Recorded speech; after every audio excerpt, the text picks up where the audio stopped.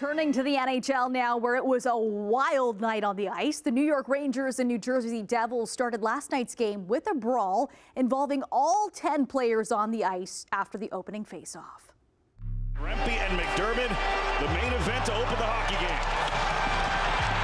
Both sides. Lazar went the other side as well.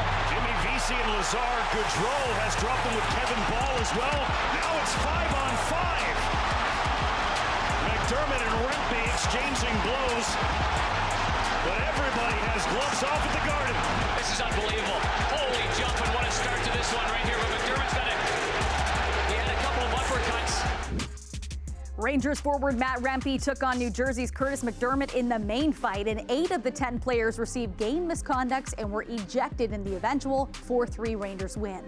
But after 2 former NHLers died by suicide last month, a lackluster response by NHL Commissioner Gary Bettman when one of the families suggested it was tied to CTE, and the celebration of last night's brawl from fans, questions about how seriously repeated head injuries are taken by the league are coming up once again.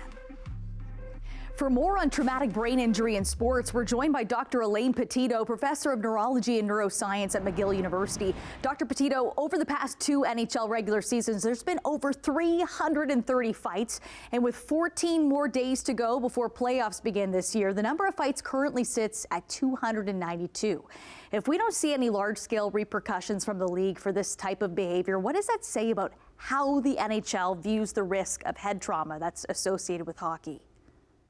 It seems to me the league appreciates the gladiator approach to the sport, and you know, crowds love this kind of these fights, and but I think there's a high price to pay health-wise. For sure, and one of those prices to pay is CTE. That's an issue that plagues all high-contact sports, but one of the problems with CTE is that it can't be diagnosed until after a patient dies. What are some warning signs that people can look for? Well, you can easily look for depression, suicidal ideation, trouble with memory, irritability. These are really telltale signs of somebody that is not doing well compared to what they were before. So often it'll be the partner that will notice these personality changes. And there's a tendency also for alcohol and drug abuse. So all these put together are really signs that something is going on with the brain of the individual. We have to find a way to diagnose the condition.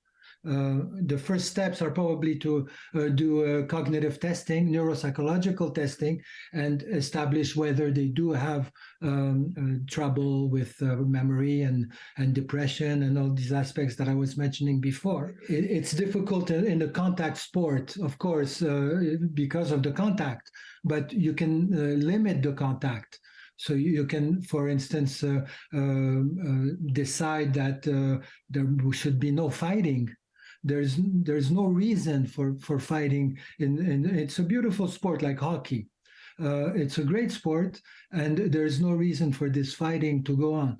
They penalize players for headshots, and they allow players to fist fight.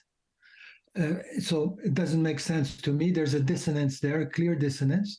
And plus, what kind of example are we setting for the children that are playing the sport? Obviously, the players that fight are very popular, so they're going to identify with these players. That means the more skilled players that are smaller in size are probably not getting what they're supposed to get in terms of the appreciating their sport. Concussions and traumatic brain injury have been studied for years, but is there any concern that because concussions are so common, the general public's knowledge about their dangers has faded? I've been doing this for a long time, this kind of research, and I can tell you that there's been a huge progress in the field, and thanks to the media. And this is the reason I never refuse talking to the media, because I want the message to go to the public. So the public nowadays is well aware of what's going on with concussions, and people watch how they feel, and they report it. Finally, it used to be that the players would say, "Oh, I'm fine, I'm okay," because they wanted to return to play.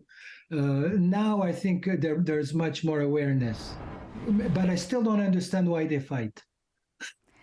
We don't either. Thank you so much for educating us on this tonight, Dr. Ptito. You're welcome.